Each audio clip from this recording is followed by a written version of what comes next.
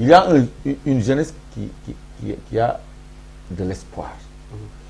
te loolu espoir dafa baax ci réew parce que espoir bu ñàkkee rek ay drame mooy am. gis nga kiy jël gaal gi dem dee. wala mu gis ay nit dee moom àggul ñu retourné ko mu jëlaat encore gaal gi malgré li mu daj ak li mu gis mosoo gis ku rescapé bu delluwaat encore. bien sûr. ça veut dire que yaakaaratul fii dara mais léegi y a de nouveaux discours dont l'espérance d'une prospérité yoo xam ne dafa basé wu sur nos ressources naturelles. sur une nouvelle gouvernance incarnée par quelqu'un comme Ousmane Sonko boo xam ne musul bokk ci benn am na virginité politique. donc espoir boobu jeunes yi am nañ ko vraiment te yaakaar ci leur leader Ousmane Sonko léegi tey jii bu ñuy lal ay pexe pour xañ leen leader boobu ñoom Ousmane Sonko rek la ñuy gis de mais gis ñu nekk seen gannaaw donc ça veut dire que mbooloo mi jàngatuñu dara ci li fi amoon 2021 tout simplement parce que suréquipé nañu seen force de l'ordre. mais président nee na loolu dafi amaat. waaw d'accord oui. foofu laa ñëw parce que tout simplement fi mu teg du fi amaat mooy suréquipé nañu seen force de l'ordre yokk nañu seen ay effectifs jël nañu ASP yi érigé ko en ministère auprès du ministre de l'Intérieur recruter seen i nervi bi dugal ko ci force de défense et de sécurité yi jënd ay armes. et ñu ngi engagé aussi. waaw mooy augmentation des effectifs waaw l'armée le 28. oui va rappeler ñi mu libéré woon. la gendarmerie plutôt la gendarmerie plutôt ñu libéré woon. le 28. 4 donc yooyu yëpp ci la ñu yaakaar plus une partie de l'armée nationale bu ñuy exercer au maintien d'ordre plus maintenant leur organisation au niveau des quartiers la comité de veille et d'observation. nga xam ni loolu moo jur les marrons du feu alors ñu xam fu ñu jëm loolu yëpp mënul ci peuple bu déterminer dara gis nga Kër Massar c'était avant-hier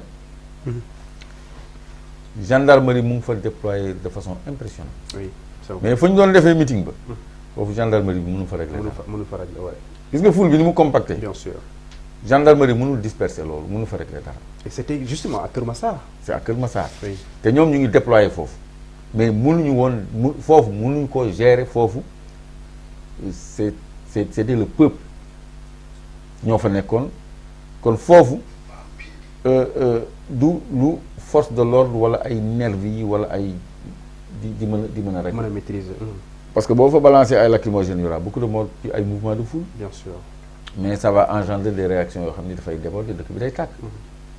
loolu benn capitaine parce que ñoom ñooy nekk sur le terrain. jël risque bi du ko def parce que am nañu une bonne formation nous avons des sous-officiers très bien formés. dofuñu. qui mesurent les dangers. voilà léegi nag dañu dugal malheureusement ci police bi ay PAV ay policiers auxiliaires volontaires yoo xam ne amuñu sax numéro de matricule. ils n'ont aucune expérience. Je sais pas ils ont été sur le terrain ils ont été formés rapidement. sur le terrain et ils ne dépendent pas des commissaires. Ils dépendent. Ils ont leur commandement spécial. loolu nag toujours dem koy wax pour nit ñi bàyyi ci xel parce que ñooñu mën nañu am liberté ak autonomie exagérée def lu leen neex loolu toujours ma dut ci baaraam PAV mooy policier auxiliaire volontaire musul am Sénégal kenn xamul mooy lan te amuñu numéro matricule. te bokkuñu ci police lañu bokk. police lañu bokk mais amuñu matricule de solde. pour nga xàmmee leen. waaw parce que bu ñu amee matricule dañuy identifiable ku fi ñëw suba dañ leen di mën a purger identifier leen mettre leen devant leurs responsabilités. Ils sont pas à la disposition des commissaires d'arrondissement ils ont leur propre commandement. Bon. donc léegi. on nous dit on a besoin d'eux à chaque fois mu am benn genre intervention. mais ñooñu dañuy encagoulé. doo leen xam di dóoraate ñoom ñoo dóor ñoom Abdou Karim ñoom Guy Marius Sagna sànni leen ci àll. ils agissent au nom de la police. waaw auto police la ñu yor tenue police la ñu yor c'est des policiers. ok policiers auxiliaires volontaires. mais qui n'ont pas de matricule en fait. léegi y a des pick-up de police yoo xam ni. bindutuñ ci commissariat arrondissement Parcelles Assainies commissariat arrondissement Plateau binduñu ci dara. amul sax plaque d'immatriculation. léegi ñooñu bu ñu leen nee coppet fan lañ leen di fekk. doo xam yooyu moo fi commencé am. ok je vous donnerai des images. et jël nañ leen photo. oui photo nañ leen. et événement mars yi gisoon nañ genre pick-up yooyu. non yooyu sax amul matriculation. C'était des voitures banalisées. Mais Oui. c'est des voitures de la police avec le vert jaune rouge. Ok. Mais sans indication d'appartenance à un commissariat. Ok. Ni plaque d'immatriculation. Aucun Ça veut dire moyen que bu ñu d'identifier. jàppee woon bu ñu jàppee mënoo xam foo leen di seeti. Foo leen di seeti ak fi ñu jëm foo dem ñu ne la nekk fi tu disparais ci jamono joo xam ne on a commandé 45 milliards d'armes yoo xam ne kenn xamul fu mu féete parce que ces armes n'ont pas été livrées. Jusqu'à présent. waaw Et l'argent a été encaissé. non le trésorier général Payé. a avalisé Ordonné. 5 traites Ok. de 9 milliards 60 millions 5 traites de 9 milliards 60 millions à un bandit donc armes yooyu am na fu ñu koy signaler donc mais dëkk bi warul doxee noonu dëkk bi warul doxee noonu armes yooyu ñu naan fu mu nekk ci dëkk bi ak lan lañ koy doyee ci climat de tension sociale boobu ci période boo xam ni un député du pouvoir naan en 2024 nous marcherons sur vos cadavres fan la ko teg opposants yi dañ leen di ligoter sànni leen géej jën yi lekk leen du mujj fenn fan la ko teg oui. Aliou Dembourou Sow bi mu wax nañu jël jaas yi xam nga ñoom je te jure dañu foog ni ñoom ñooñu moom dañu foog ni ñoom moom suñu bakkan moom suñu liberté moom suñu alal moom suñu suuf moom suñu géej moom suñu ressource moom suñu lépp te loolu dañoo bëgg mu sax te doole lañ ko bëgg a saxalee mais il y a Ousmane Sonko et les jeunes qui sont derrière. D'accord. Il y a Ousmane Sonko et les jeunes qui sont derrière. Alors, loolu, on va justement rester sur cette affaire de Ousmane Sonko, Adji Sarr. Boo xamante ni il y a plus de 2 ans, on parle que de ça, Adji Sarr, Ousmane Sonko, affaire de viol, supposé viol, recès dina am du am. Mais dafa am lu ñu jàpp ci message Ousmane Sonko nee na yegg naa ci sama terminus ci dossier bi mooy bàyyi naa leen dossier bi nañ ci def comme lu leen neexee donc justice di xaar ñu joxe benn convocation pour définir la date du procès bi nga xamante ni jàpp nañ ne war na mën am parce que après ordonnance de renvoi on attend justement à l'organisation d'un procès boobu Ousmane Sonko ne man yegg naa ci terminus bi ça veut dire que mënuñu séentu suba exemple bu ñu ko woowee mu dem wuyu ji.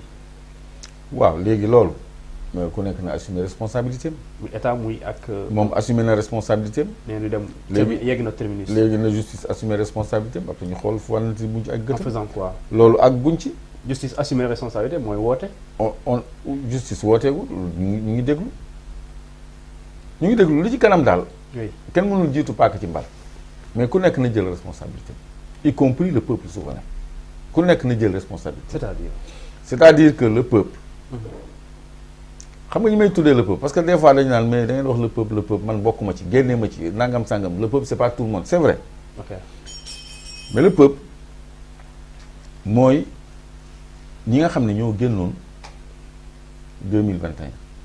et c'est une partie du peuple seulement. mars 2021. waaw plus maintenant ñu toogoon seen kër te ànd ci li xale yi doon def ñooñu tamit ci peuple bi lañu. plus les nouveaux frustrés. waaw le peuple. c'est ceux qui ont donné toutes les grandes villes à l'opposition. Dans le silence et le civisme parce qu'on leur a permis d'exprimer leur opinion. Par les urnes. Le peuple mooy ñi nga xam ne ñoo jël moitié assemblée nationale. sans tambour ni trompette. teg ko ci loxo opposition bi. parce qu'on leur a permis de s'exprimer par les urnes. Le peuple mooy ñi génnoon ci mbégte. bi ñu gagné Coupe d'Afrique. sillonné toutes les rues de Dakar mais boobu ci mbégte la ñu génn. Le peuple mooy également ñi demoon wuyu ji ci meeting Kër Massar bi. ak yeneen yi ñëw. ñooñu tamit ci mbégte la ñu nekkoon parce que ñu doon jubilé di scander seen leader mais bu fekkee ni dañu génn ci lu dul mbégte du force de l'ordre moo leen di téye. du benn organisation parti politique à la base moo leen di téye. te bu boobaa. dinañu xam ni force restera toujours au peuple. buñ ko caaxaanee. ce peuple là. bu ñu nee yéen bokku leen ci élection yi parce que seen leader. validé wuñ ko. ah non bonjour les dégâts. loolu mënuñu ko nangul benn Macky Sall boo xam ne. su fekkoon ne amoon na droit présenté wu sax mu choisir adversaire am yi quoi. mais amatul droit présenté wu. moom mënul ngalab Sénégalais yi.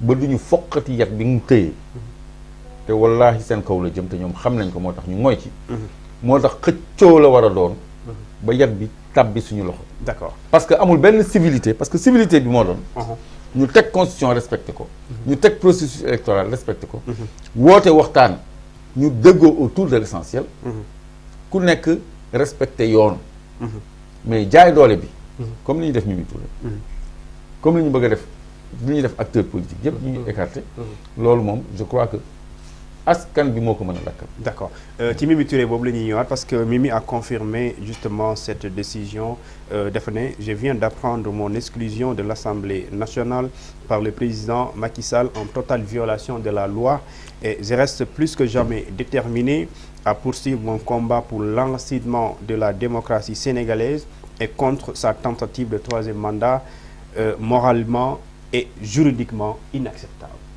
C'est Mimi Touré qui parle. Donc, Maître Khoureyssi Ba aussi, jox ci benn information comme quoi Nit Doff a été inculpé par le juge Maham Diallo pour diffusion de fausses nouvelles, outrage plutôt aux magistrats, menace de mort. Oui. Bonjour madame. Allô? Oui.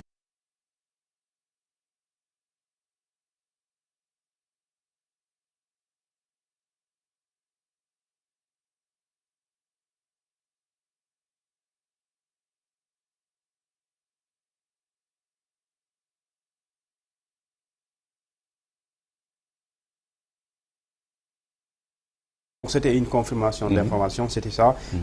Oui. Non, vas-y. Dañu bëggoon jot en direct madame. Oui.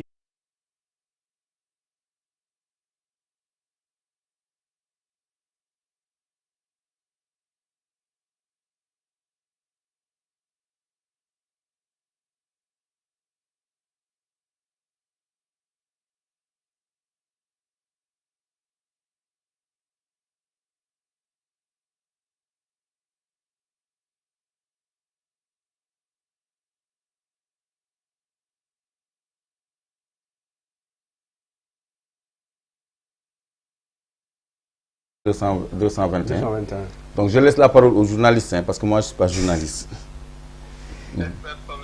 Asalaamaaleykum bonsoir madame. Honorable député ñu ngi lay nuyu. waaw maa ngi leen di fay. donc ñu am privilège am exclusivité comme première réaction mun nañ ko waxee noonu ñu jàpp ne yéen ñi seetaan vous êtes en direct ak madame Mimi Touré bi nga xamante ni tey dogal bi dafa wàcc donc ñu déchoir ko ci poste mandat député à l'Assemblée nationale donc loolu ñu jàpp ne c'est une violation de l'article 7 et 60 de la Constitution et du règlement intérieur yow bi nga jotee nouvelle bi noo ko dundee. waaw mais ci dala parce que dara duñu bett fi ñu toll nii. dara dootuñu bettati nag ci président Macky Sall parce que ci gàttal moom Macky Sall moom daf ma génne assemblée. voilà noonu la demee tegatul dara ci affaire wu yoon ak yu ni mel moom loolu intéressé tu ko fi ñu toll nii kay mooy démocrate ak ñi war a défendre démocratie du ñuy taxaw looloy wax ji fi ñu toll nii. D'accord. Voilà parce que constater la démission amul fu ñu ko bind aw ma ku ma ko wax. Loolu coup de force la violation de la loi amul dara lu ci tegu ci yoon.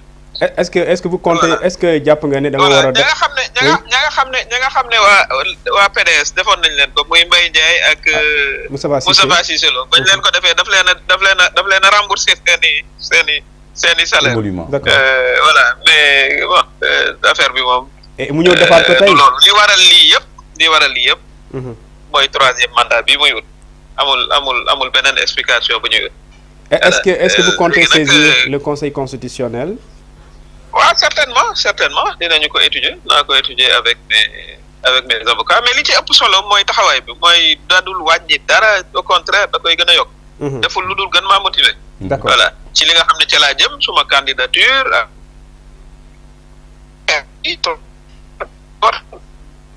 lii yëpp ci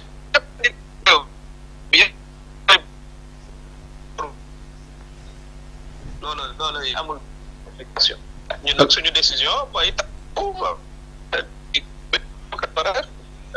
voilà noonu la demee ñu ciy fekk ñu ci waaye nag voilà amul dara loo xam ne lii dinañu ci reculer. waaw madame vous êtes avec moi Clédor léegi on a constaté que Déthié Fall a été élu sur la base d'une coalition et s'était retiré du parti Rewmi, ba créé parti, mais malgré tout, il a conservé son mandat de député. Parce que c'est une jurisprudence que je veux mettre sur le devant de la scène.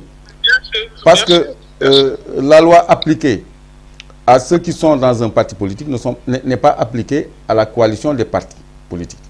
Donc, je pense que vous avez été élu sur la base d'une coalition et non sur la liste de l'APR. À laquelle, jusqu'au moment où je parle d'ailleurs, il n'y a aucune démission écrite. Hein. Donc, le cas de Déthié Fall est là. Déthié a démissionné, a créé son PRP, a conservé son siège. Il a créé un parti. Donc, ça, c'est de l'arbitraire. Et soyez assurés que vous aurez le soutien de tous les démocrates, madame. Merci, merci. Je vous en prie. Merci. Je vous en prie. Voilà, bon. Donc gis ngeen c'était Mimi Touré, la personne concernée, donc l'honorable député Mimi Touré moo doon intervenir en direct sur votre chaîne